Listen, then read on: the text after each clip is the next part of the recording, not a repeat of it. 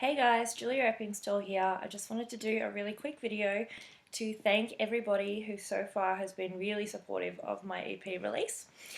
So my EP is out on iTunes at the moment and Spotify and a host of other stores as distributed by TuneCore. So thank you so much to them for making it a really easy thing to do. I just wanted to give you a quick rundown of what each song was about because I know sometimes it helps for a listener to hear where the writer was coming from, even though you should be able to connect in your own way with the song if you do in fact connect with the song. Sometimes it does help to know where it came from, or just for trivia. The first song is called Inspired by a True Story, and it is obviously inspired by a true story. It was written about a girl that I went to school with that was always lovely and modest and humble and beautiful. And she lost her life, tragically, by accident.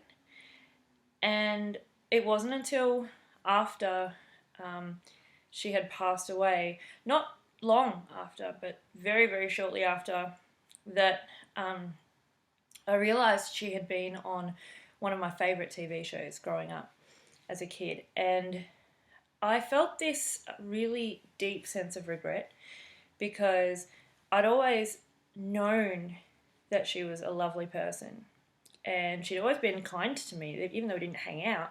She was always so polite and so beautiful. And then to find out that, she was actually quite inspirational to me. I didn't recognise her as it was that many years on. But, she was quite inspirational to me as a person in the entertainment industry, well, trying to be in the entertainment industry. And I didn't get to tell her anything. She didn't even know. She didn't even know how I felt or that I really appreciated everything. And so that's what this song's about. It's about taking the opportunity to, if you've got something to say to someone, polite, say it. Because unfortunately, with the way the world is, you don't know when, if you're ever going to get the opportunity to say it again. So that's what that song's about. Miss You is about my first horse, the first horse I owned. His name was Crunchy. A lot of my friends to this day know how important that horse was to me, and of course my family know. He was a lazy thoroughbred. He was shocking to saddle up. He was hot-headed at shows. He was lazy. He couldn't canter. He didn't jump, and he was perfect. In my eyes and in my opinion, everything about him, he was my best friend. I've had eczema my whole life, so it's been something where, to not be judged by something and to have that unconditional love no matter what you look like, it meant so much to me, and I got it more than anything from him. I've always had animals, so I'm very lucky, except for right now. But sharing a relationship with a horse, I think, is a really different experience. You do get a lot of loyalty from dogs, but I found that the loyalty that I got from that horse was just something that you can't replicate anywhere. Unfortunately, after a pony club rally, he got sick, he got colic, and he rolled and he got a twisted bowel. And I was at home at this stage, getting ready to go out with one of my friends, going to a show jumping event the next day. And I got a phone call from Dad, who had gone down to the paddock because one of my friends had told him. And he told me he was taking him to the vet. And yeah, I cried right then and there. I just broke down on the floor. I remember seeing Mum's face, and Mum's face just started going red and welling up, and her eyes were welling up. And I just broke down. I screamed. I've never done it before, ever. I've never had something so... I've never been so passionate and so in love with something that I've had that response. And you see it in movies. You see that huge dramatization of a situation, and you think, would I do that? Yeah, that's what I did for my horse. Anyway, we were driving down the road because I told Mum, I said, I want to see him. I have to say goodbye. If something's going to happen, I have to say goodbye. And we got about 15 minutes away from the house, and Dad called back and said there was nothing we could do. You know, he was in pain. And at that point, again, I got out of the car and I just fell onto Mum stopped the car obviously, but I just fell onto the nature strip, and I just cried and cried and cried. And it was still something to this day, even doing this video. Obviously, I'm passionate about it, and you know, it's been so many years, but every time when I feel really self-conscious or really upset about something, I often revert back to the feeling of having him around. And you know, my life was so different when I had him around, and now the things that happen in life seem like there's so much more drama going on than maybe what there was back then. And back then, it was really dramatic. You know, teenager and high school pony club itself was dramatic. But now, sometimes I just wish I could take the people that I have with me now back to the time when I could have him back. And I've never found that I've been able to connect with something like that ever again. So that's what Miss You's about. It's one of those songs that, you know, I don't know if it will get a lot of attention on the EP because it's something that means more to me. It was the first song I wrote that has been produced. It's very dear to me. I had to generalize it to make it applicable to other people. I wasn't going to sing about who's and fur. But now that you know the backstory, you know where I'm coming from. There's a wealth of people that knew who Crunchy was and who Crunchy Town was. He was my horse, but they don't know that I wrote this song. So I hope that somewhere it feeds back that was what this song's about.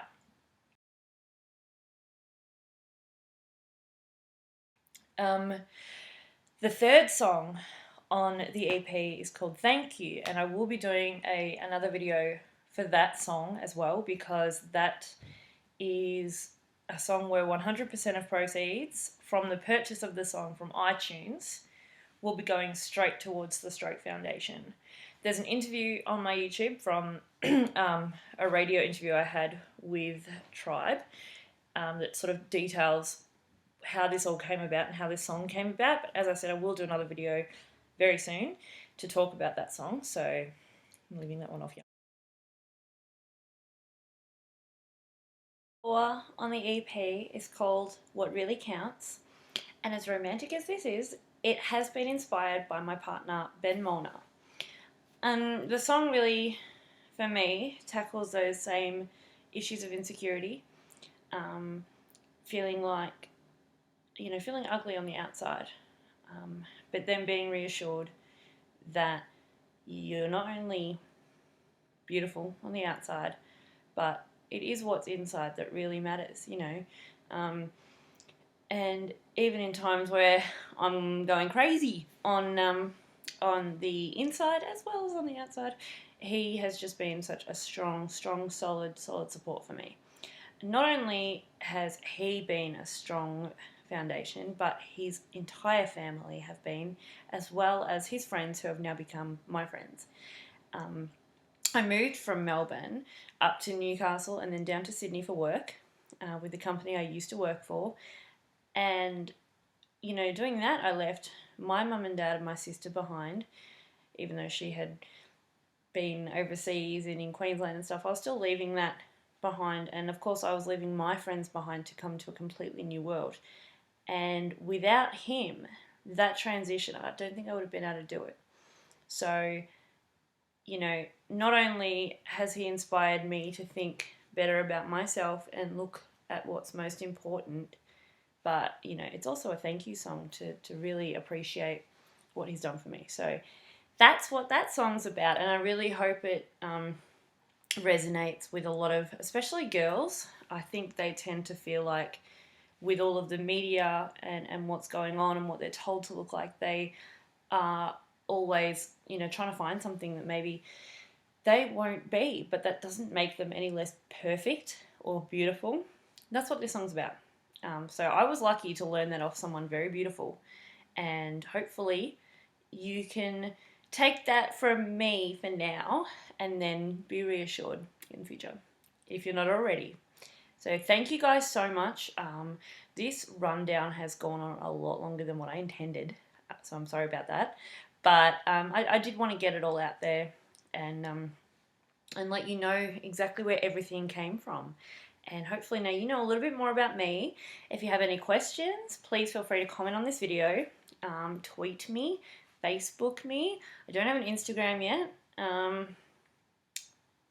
to think of what else I have. I don't think I have anything else. I do have an email. But you can also obviously check out my songs, you know, listen to them, download them from iTunes, share this with your friends and your family. I will be looking for promoters in different countries and different regions in the coming weeks. So if you are interested in helping me out, if you do like my music, please contact me directly. Also, if you have a request for a cover, I haven't done one for a long time because I've been caught up with work and the EP release, but I still want to do them. So if you have any requests, please send them through. Remember, it's Boundary Road, #Boundary Road if you're on Twitter. I want to see what happens when we get something trending. All right, thanks again, guys, and I'll speak to you soon. Bye.